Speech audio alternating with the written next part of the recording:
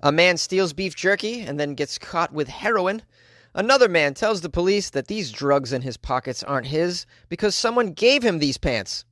A homeless man lived inside a giant sports stadium for nearly 2 weeks. And a woman is accused of spraying roach killer in her husband's face and then being caught hiding cannabis in her bra. Wonderful, wonderful citizens. All these stories have one thing in common, by the way. They're all from our favorite state, Florida. Yes, it's Florida Friday on Weird AF News. All these weird stories coming out of the state of Florida for the week. I'm Jonesy, the host of Weird AF News, and I thank you for joining me. Let's have some fun. Those bizarre stories you hear about all the time that seem to only happen here in Florida. I know, right? Can't make this stuff up. It is just one of the many wacky news stories out of Florida. Why does the Sunshine State consistently produce such strange news? But what accounts for all this bizarre news? Is it the weather? Is it the people? Florida is full of the crazy stories. A Florida man steals beef jerky and then is caught with heroin. A Florida man is accused of stealing beef jerky from a convenience store on Monday.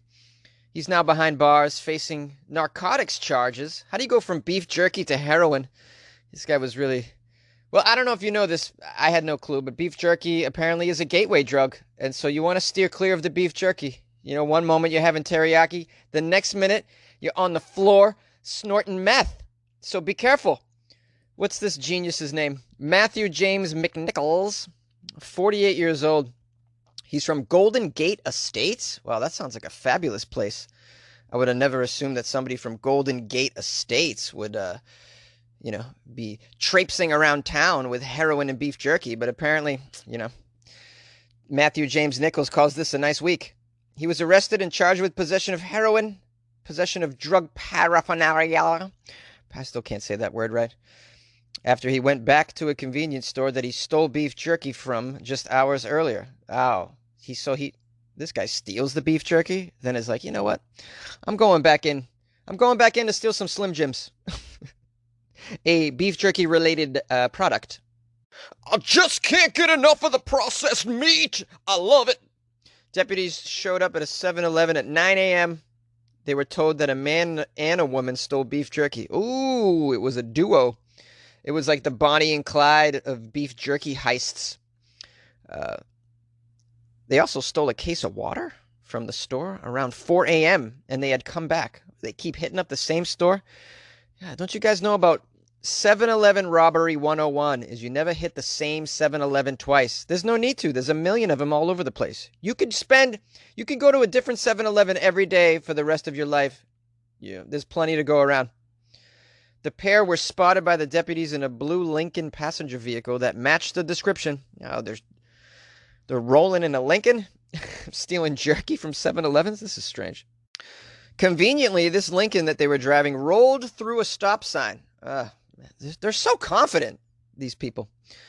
The deputies pulled the Lincoln over. They saw an aluminum foil that was shaped like a pipe between McNichols' legs and multiple unopened beef jerky packets. Wow, this was just a wild weekend of hardcore narcotics and beef jerky. Of course, they searched the car and they found glass pipes, several small bags. One of the bags contained heroin. That's right, beef jerky and heroin. Stay away, kids. Stay away. And for you beef jerky companies out there, you might want to think about a new flavor.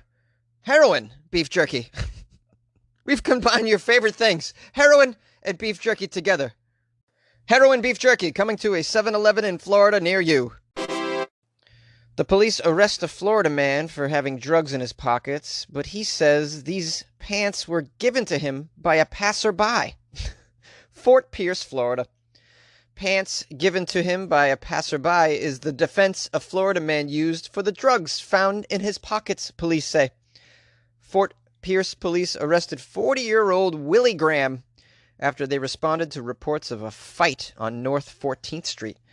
According to the report, the police arrived on the scene. They found two men, one of them identified as Graham, the other as his brother. What were they doing? They were fighting Florida style in the driveway. When the detectives were questioning Graham, he kept fidgeting with his pockets and ignored the commands from law enforcement to take his hands out of his pants pocket, which prompted a detective to pat him down. Oh boy, you'll never know. You never know what you'll find in the pockets of a disoriented Florida man. It could be crazy stuff. It could be alligator eggs, copious amounts of narcotics, perhaps a very small chainsaw, dynamite. You don't know. It's Florida pockets. 4 plastic bags were found. That's what they found. 2 of them had marijuana. The other 2 had MDMA and residues of an unknown substance. Ooh, watch out for that unknown substance. That could be just about anything in Florida. You don't know. It could be the substance that creates a zombie apocalypse. If the zombie apocalypse is going to begin in any state, it's definitely Florida, if it hasn't begun already. The police say that Graham surprisingly waived his Miranda rights. He had to tell them something. What was that? He said, first of all, him and the other man, his brother, weren't fighting. They were wrestling. Yes, that's what we're into. We're wrestling. Ha ha ha ha. Innocent play. Also, he decided to tell the police that those pants that they found the drugs in weren't his. He had been given those pants by a passerby. He had no idea what could have been found in those pockets. They were given to him by a stranger. Oh, I tell you, this Graham is real brilliant. Real brilliant. He doesn't even need a lawyer. He can represent himself. I mean, his line of argument is just foolproof, right? I don't know how you expect anybody to believe such a cockamamie tale. I mean, first of all, people don't just walk around handing their pants to people. It's just not a thing that you ever see. Never. I mean, maybe, I don't know, maybe at one of those nudist colonies. I don't know what they're into over there. Maybe they're just throwing their pants at each other. But I mean, in general, in real life, never mind pants filled with drugs. I mean, no one with pants filled with drugs is going to just give those pants away. You don't give your drugs away like that. Come on, Graham. It would have been a better story if you said you were kidnapped by aliens, they zapped you up to their saucer, filled your pockets with narcotics, and then zapped you down to the ground. And that would also explain what one of those substances that was identified was. It's alien meth. Clearly. That is a more believable story, Graham. It's Florida Friday, only on Weird AF News. Yay!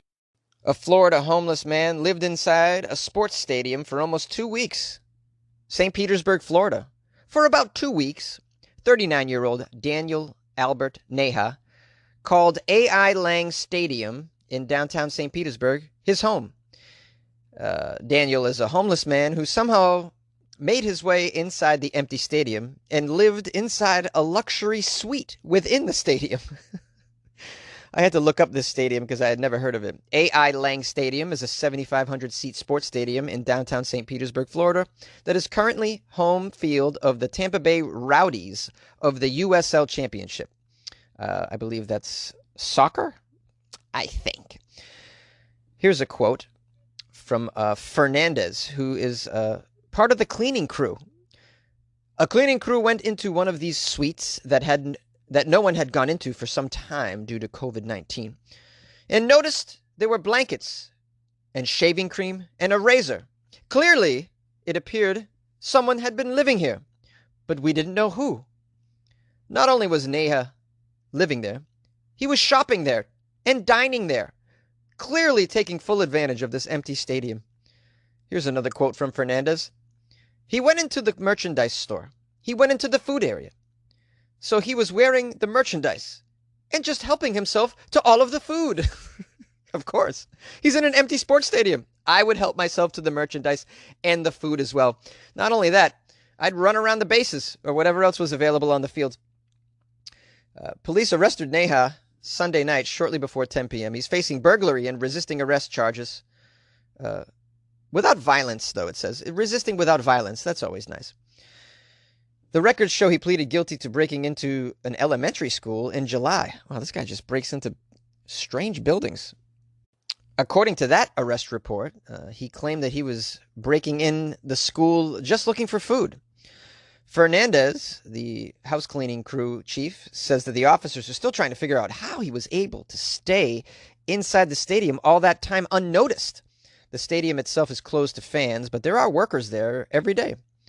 Another quote from Fernandez. It was kind of surprising, though, to see that somebody, maybe 1 or 2 nights, but to be able to stay there for that long and have nobody notice it is quite amazing. Yes, it's quite amazing, except for when you think about the fact that it's a Florida man. Yeah, I mean, you can't put anything past the Florida man. I love to imagine this just Florida homeless man just dressing himself up in all the soccer gear that he found in the locker room, wearing cleats and just sitting in the stands eating hot dogs until he's full, drinking light beer, just totally taking advantage of the stadium. Maybe like putting himself on the Jumbotron. Look at me, I'm on the screen, I'll sing karaoke, it's all me, it's my stadium now. You like podcasts? You're listening to my podcast. Maybe you thought to yourself, I'd like to make a podcast. Too difficult. No, not with Anchor. Anchor has free creation tools that allow you to record and edit your podcast from your phone or your computer. Anchor distributes your podcast to Apple, Spotify, Stitcher, and more. They have advertising integration, so you can even make a little money off your podcast. Everything you need to make a podcast in one place. Download the free Anchor app or go to anchor.fm to get started. And good luck with your podcast. Good luck with your creation. Good luck with your life, man. A Florida woman is accused of spraying roach killer into her husband's face and then hiding marijuana inside her bra.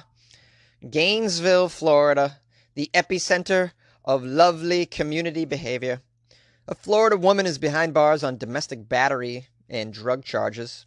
The police say she sprayed roach killer in her husband's face. Lovely, lovely. An officer was patrolling the streets early Sunday in Gainesville. Oh, you got a lot of balls to patrol the streets. The officer saw a man on the sidewalk. His eyes were irritated. He appeared to be having trouble breathing. Oh, goodness.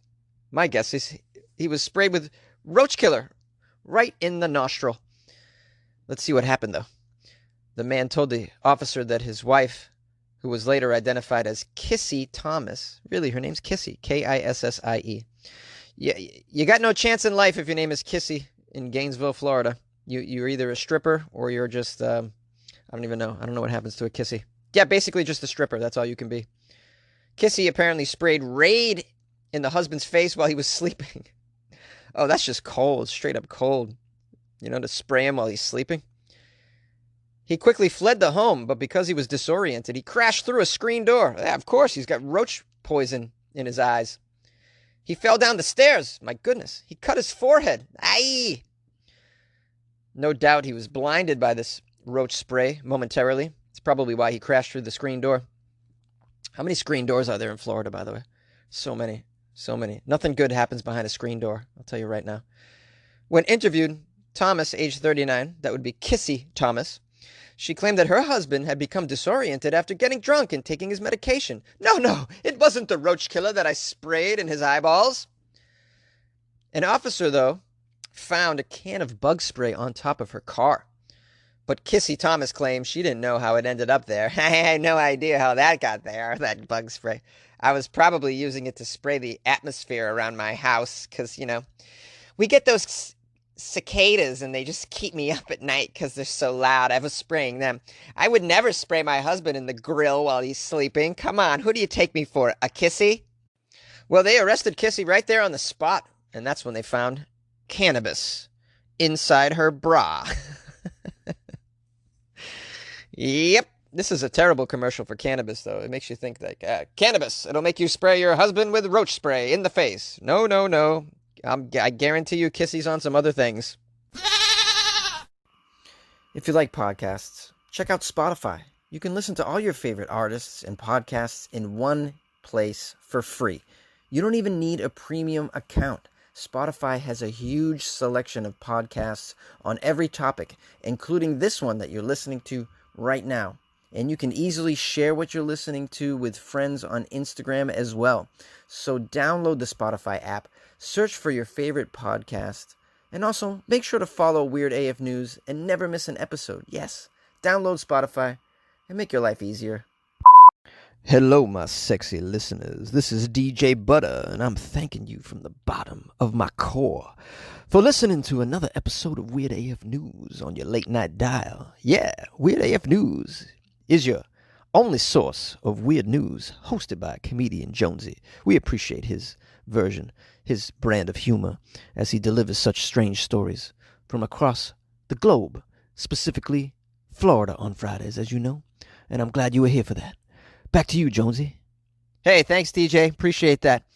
That's my DJ Butter. I don't know if you guys knew about DJ, I'm making loads of money now, of course. So now I hired a DJ's. I didn't hire a DJ. I'm still broke recording in a closet. But things are looking up, guys. Things are looking up. I hope that you enjoyed this episode of Florida Fridays. Thank you for those of you who sent me Florida articles. You're wonderful, wonderful human beings, and I appreciate you from the bottom of my core. You can always send me stories. funnyjones@gmail.com. You can also call the show anytime, 646-450-2012. It's greatly appreciated. I love to hear from my listeners, of course. And you can follow me on Instagram if you'd like to see what I'm up to over the weekend. It's @FunnyJones. Also on my Twitter, @FunnyJones. On Facebook, it's Comedian Jonesy. Those are all the places you can go to keep abreast of what I'm doing. If you'd like to support the show, which I'd appreciate greatly, then check out the Patreon, patreon.com/weirdafnews. And for a couple of dollars a month, about the price of half a cup of coffee if you go to Starbucks. About half a cup if you go to Starbucks. Yeah, for the price of half a cup of coffee, you can get access to bonus episodes and other fascinating things. I'm going to be putting up some photos of my tattoos and explaining the meaning behind each one of them fairly soon. That might be fun. So you can get access to such things. Very special content that only my lovely and dedicated and gracious patrons get to access by being a part of the Patreon. It's like a nice little club. So yeah, check that out. Patreon.com/weirdafnews. And if you'd like to leave a review of the podcast, that's always greatly helpful. Or recommend it to a friend. Yes. And I'm done asking you to do things. I apologize. You can just totally ignore all of this if you'd like and just enjoy the podcast for what it is. Hope you have a lovely weekend. Hope you're safe and your family as well. And we'll talk to you on Monday. Yeah.